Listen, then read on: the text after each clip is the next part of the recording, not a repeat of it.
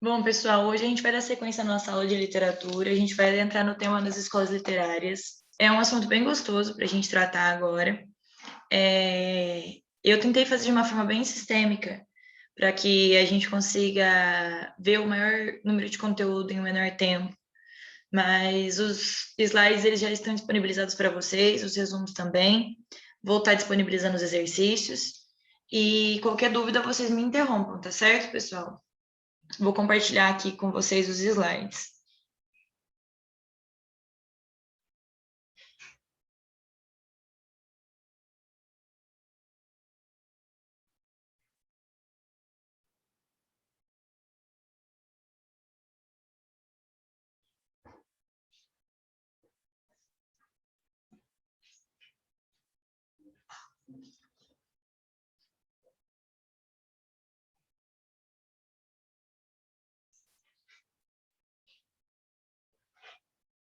Tá? Tá travando um pouquinho.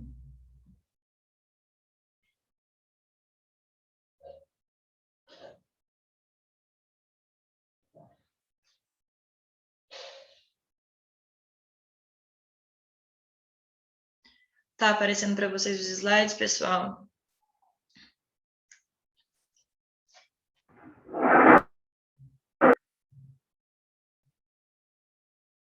Sim, então vamos lá. Na literatura, os estilos de época, ou também chamados de escolas literárias ou movimentos literários, eles vão representar um conjunto de procedimentos estéticos que vão caracterizar a produção literária de determinado período histórico. Eles vão estar concentrados a partir das características semelhantes que vão haver entre as obras dos produtores literários, que nesse caso serão os escritores. Em outras palavras, a gente pode compreender que os estilos de época eles vão surgir na medida em que os processos artísticos individuais eles vão se tornar repetitivos e constantes, tá certo?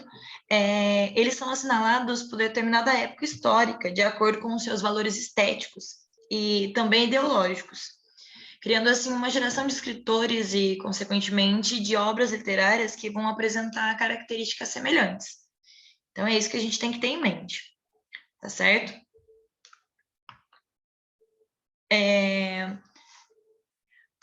O chamado estilo individual ou estilo pessoal, ele vai designar um modo particular utilizado por cada escritor na composição das suas obras. Ou seja, ele vai representar exatamente esse conjunto de características estilísticas ou temáticas, que será na forma do conteúdo da construção poética, que vai ser incluído numa determinada escola literária.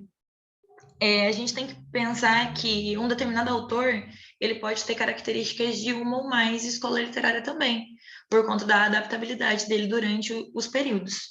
A gente tem como exemplo disso o Machado de Assis, por exemplo, que ele está inserido tanto no movimento romântico quanto realista, porque as suas obras elas vão conter características de ambas as escolas. Esse fenômeno das escolas literárias, elas tiveram seu apogeu tanto na literatura brasileira quanto na literatura portuguesa. Por isso é importante que a gente faça essa distinção. Toda a produção literária ela foi dividida didaticamente em eras ou épocas, se vocês preferirem assim.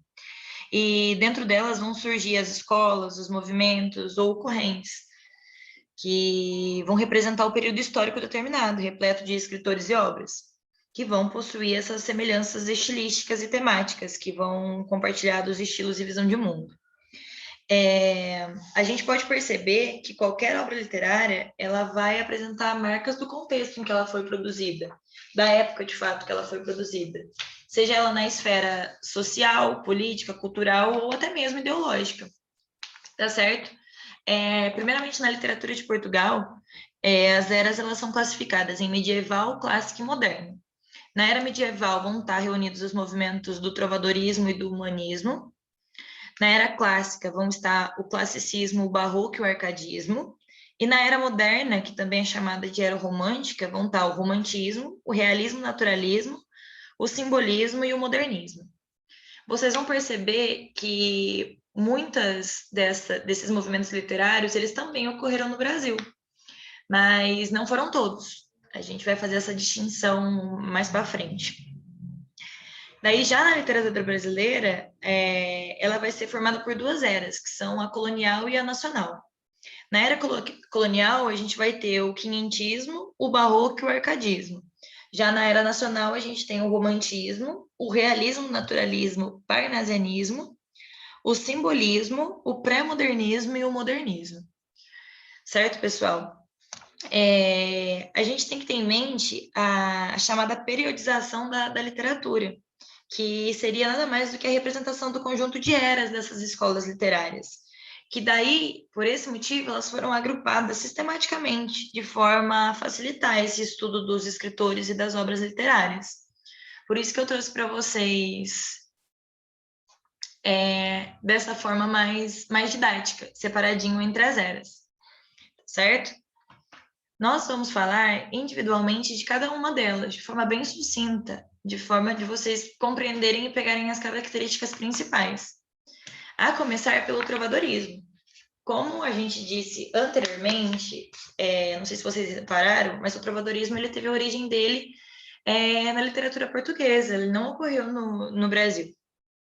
Então, a gente pode compreender que o trovadorismo ele é um movimento literário que ele teve marcado pela produção de cantigas líricas, que são focadas em sentimentos e emoções, e também nas satíricas, com críticas diretas ou indiretas. E ele foi considerado o primeiro movimento literário europeu, e reuniu registros escritos da primeira época da literatura medieval, que aconteceu entre os séculos XI e XIV.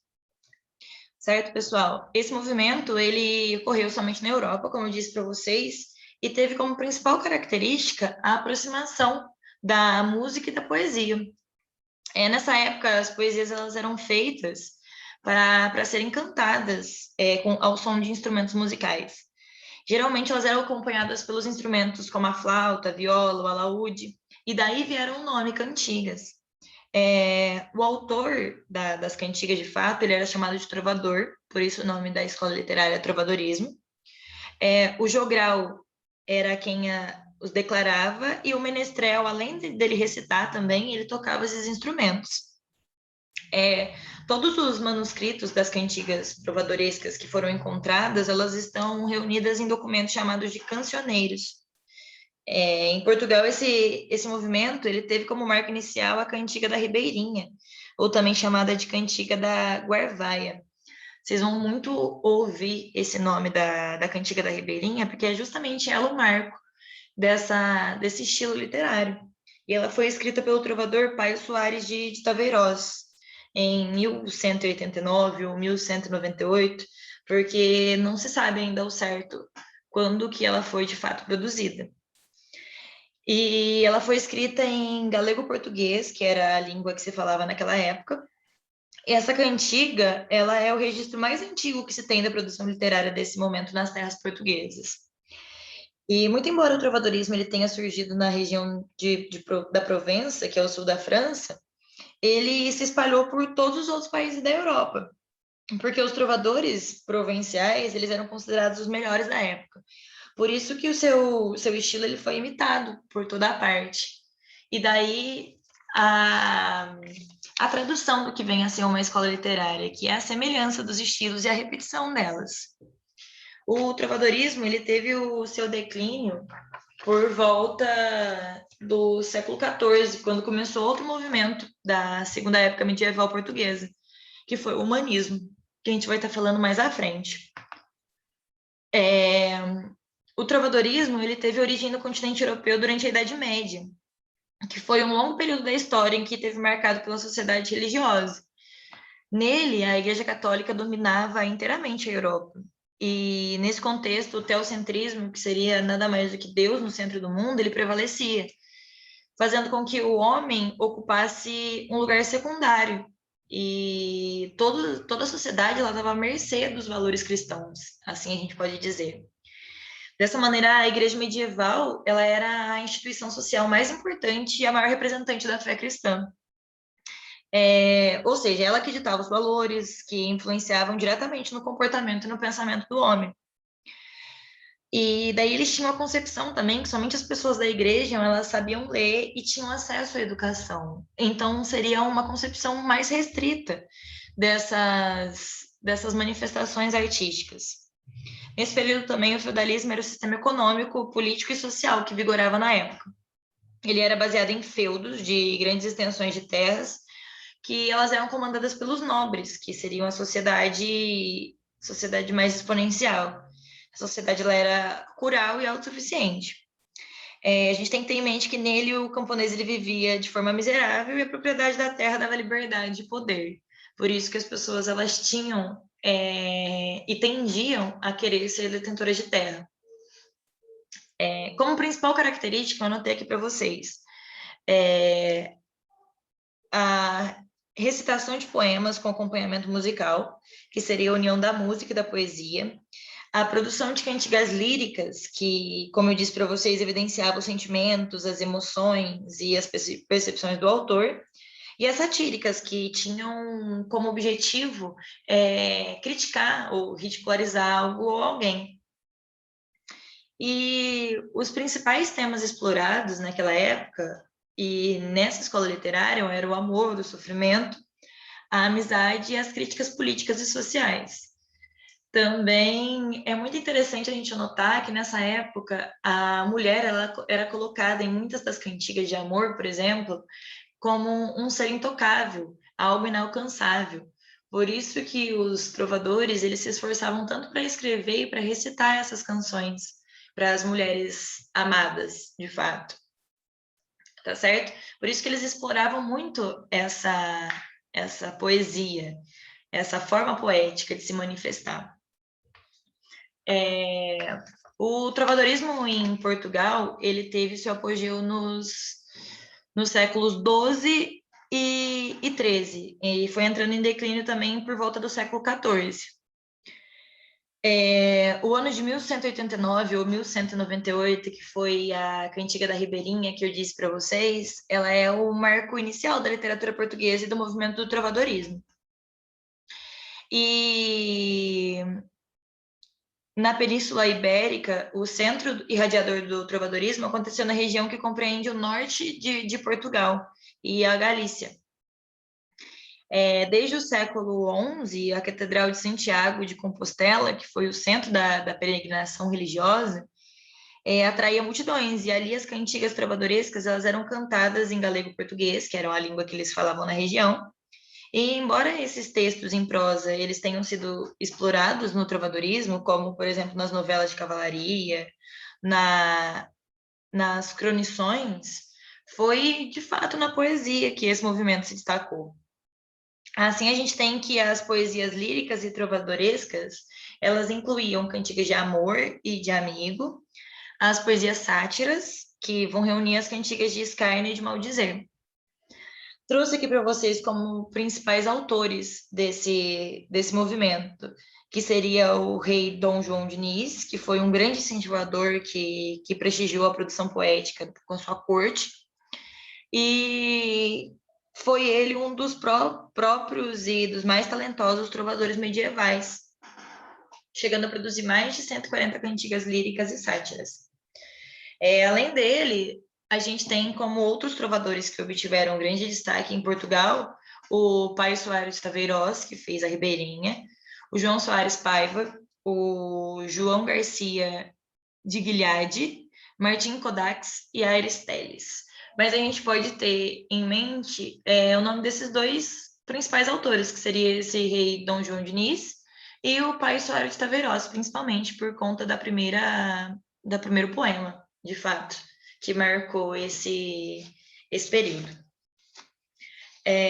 Os cancioneiros do trovadorismo, eles são coletâneas, assim, que a gente pode dizer, de manuscritos das cantigas trovadorescas que foram produzidos nessa primeira época medieval. E elas são os únicos documentos que restaram para o conhecimento dessas obras do trovadorismo. E hoje em dia a gente consegue ainda encontrá-las em bibliotecas da cidade de Lisboa e do Vaticano, que é muito interessante elas perdurarem até os dias atuais. Os três cancioneiros que reúnem as cantigas trovadorescas são o Cancioneiro da Ajuda, o Cancioneiro da Biblioteca Nacional de Lisboa e o Cancioneiro da Vaticana, que foram justamente onde a gente pode encontrar essas obras. Certo, pessoal? Alguma dúvida a respeito do trovadorismo? Posso seguir?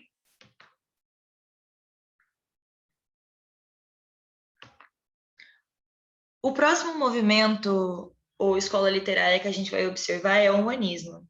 E o humanismo, ele é um movimento literário de transição que aconteceu entre o trovadorismo e o classicismo, e que também veio a marcar o final da Idade Média e o início da Idade Moderna na Europa.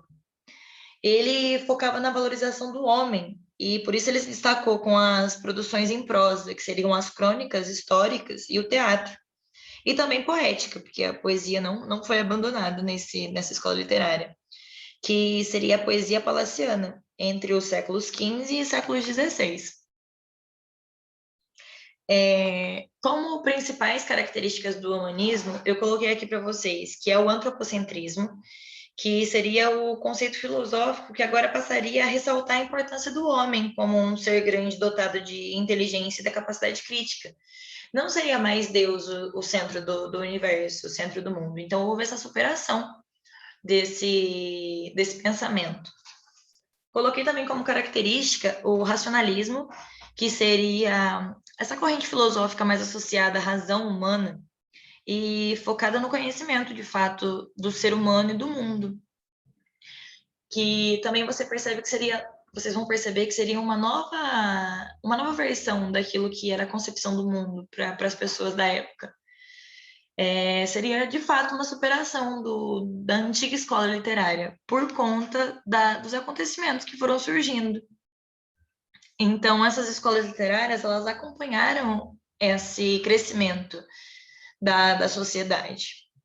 Coloquei para vocês também o cientificismo, que seria associado ao racionalismo também, que seria o fato da ciência estar num lugar de destaque, porque os métodos científicos estariam em alta, começariam a fomentação de novas descobertas, e daí eles também tentariam explicar os fenômenos naturais, o que foi de grande importância, de grande benefício para as outras escolas literárias.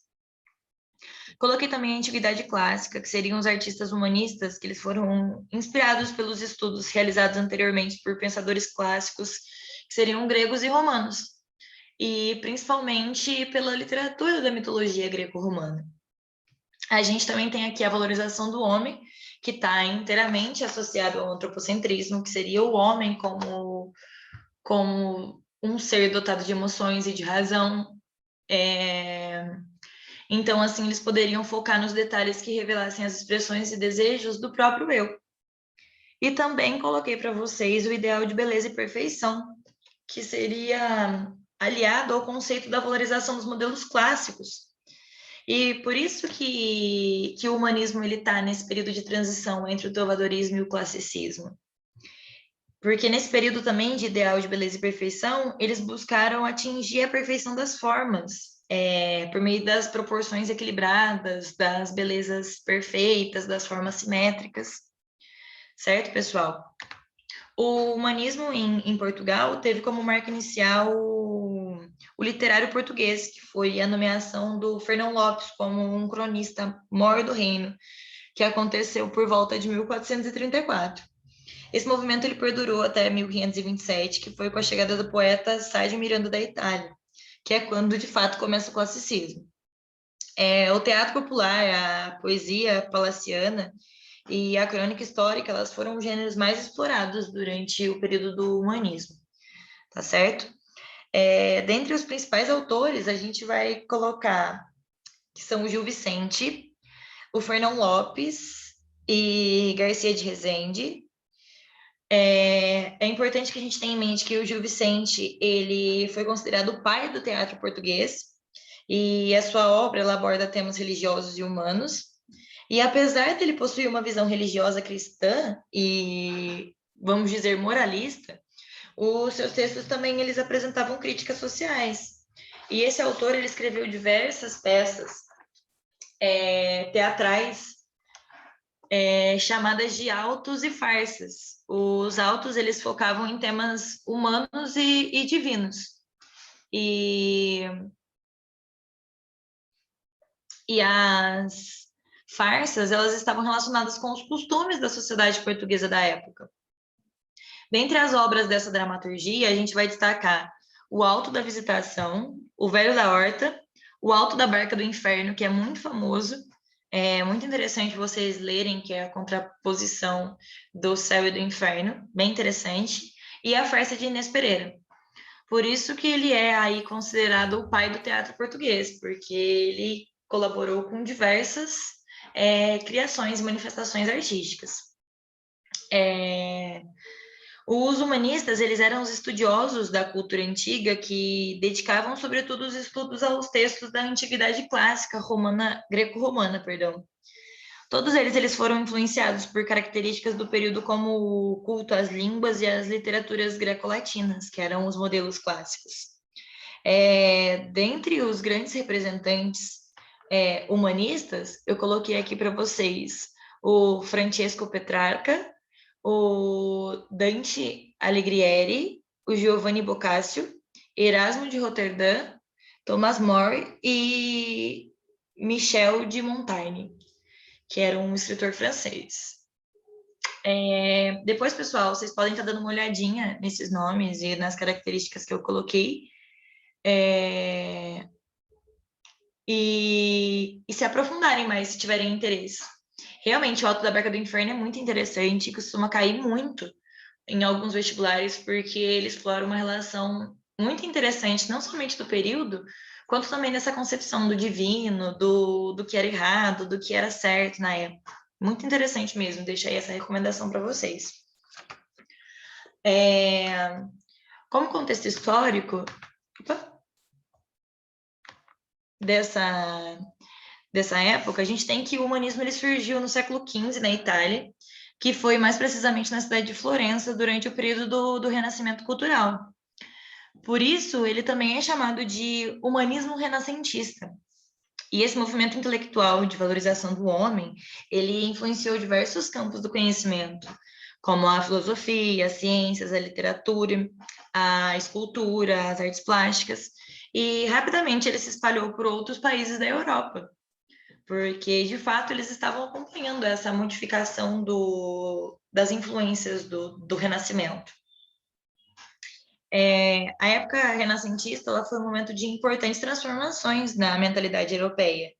E alguns fatores que permitiram surgir uma nova visão do ser humano foram a invenção da imprensa pelo Gutenberg, que proporcionou a expansão do conhecimento, que antes era controlado pela igreja, como a gente disse anteriormente no trovadorismo.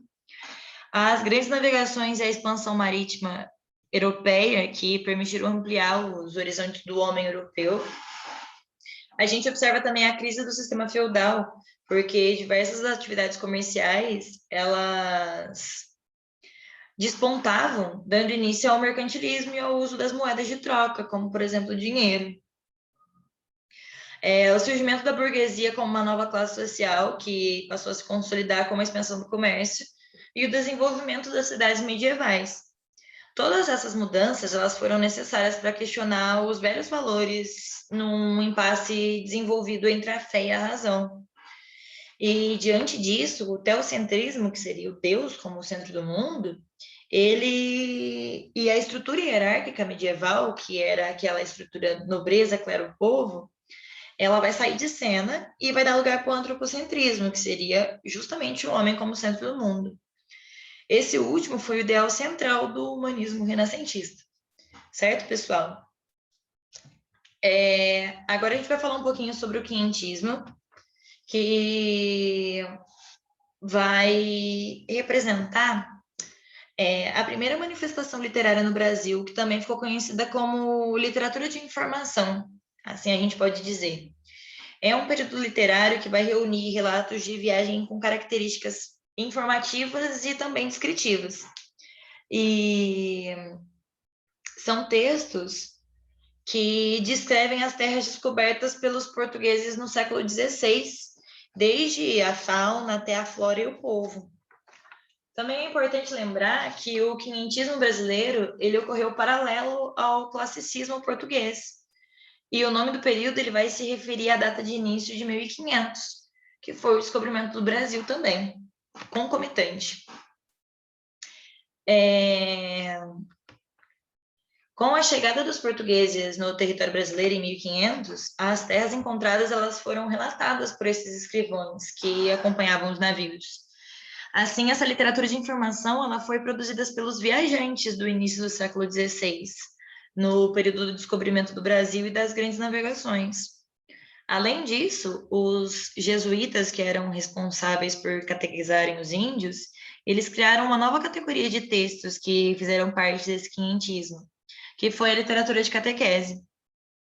Os principais cronistas desse período são o Pedro Vaz de Caminha, o Pero Magalhães Cândavo, o Padre Manuel de Nóbrega e o Padre José de Anchieta, que eu tenho certeza que vocês já ouviram esses nomes anteriormente, em algum momento da vida de vocês. Coloquei aqui para vocês como características preponderantes, que esse estilo literário ele era composto por crônicas de viagem, por textos descritivos e informativos, pela conquista material e espiritual, por uma linguagem simples e pela utilização de adjetivos. Repetir aqui, perdão, tá certo, pessoal? Que, de fato, era um período muito, muito descritivo, porque eles queriam anotar com detalhes as inovações que estavam acontecendo e aquelas coisas que eles estavam vendo pela primeira vez durante as viagens. Muitos viajantes e jesuítas, como eu disse para vocês, eles contribuíram com esses relatos para informar o que eles estavam do outro lado do Atlântico e quais eram as suas impressões acerca dessa nova terra encontrada. Por isso, muitos desses textos que compõem a literatura quinhentista, elas possuem uma forte personalidade, ou seja, as impressões de cada autor, que são de fato aquelas descrições daquilo que eles estavam vendo, daquilo que eles estavam experimentando no momento em que eles compuseram as suas obras. A obra desse período que mais se destaca é, de fato, a carta de Pero Vaz de Caminha ao rei de Portugal, contando o que ele viu ao chegar nas terras brasileiras. Daí, coloquei para vocês os nomes dos principais autores. E daí, vou falar um pouquinho para vocês do Pero Vaz de Caminha, que aconteceu em 1450 a 1500. E ele foi o escrivão-mor da esquadra liderada pelo Pedro Álvares de Cabral. Pero Vaz de Caminha, ele foi um escritor e vereador português que registrou as suas primeiras impressões acerca das terras brasileiras. E ele fez isso por meio da Carta de Achamento do Brasil, entre aspas, que é datada do dia 1º de maio de 1500. Nessa carta, escrita ao rei de Portugal, Dom Manuel, é considerado o marco inicial da literatura brasileira, uma vez que é o primeiro documento escrito sobre a história do Brasil. E seu conteúdo ele vai abordar os primeiros contatos dos lusitanos com os indígenas brasileiros, bem como todas as impressões que eles tiveram a respeito da descoberta das novas terras. Certo, pessoal? Agora, por último, para a gente encerrar essa aula, vamos falar um pouquinho a respeito do Barroco. O Barroco ele é um estilo que dominou a arquitetura, a pintura e a literatura e a música na Europa do século XVII. E, por isso, toda a cultura desse período, incluindo tanto os costumes quanto os valores e as relações sociais, são chamadas de barroca, entre aspas. Essa época ela surgiu no final do Renascimento e ela se manifestou através da grande ostentação e da extravagância entre os grupos beneficiados pela riqueza da colonização. Certo? Coloquei aqui para vocês como características preponderantes dessa escola literária. A arte rebuscada e exagerada, a valorização dos detalhes, o dualismo e as contradições, que vocês vão ver que são muito contundentes, a obscuridade, a complexidade e o sensualismo, e o barroco literário, o cultismo e o conceptismo. A arte barroca na Europa, ela teve início lá na Itália, sendo que posteriormente ela foi desenvolvida em outros países europeus, como na pintura e na arquitetura, também na escultura, na música e na literatura. O barroco na Itália, a gente tem como esse marco, porque foi na Itália que ela foi considerada como o berço do Renascimento, e onde diversos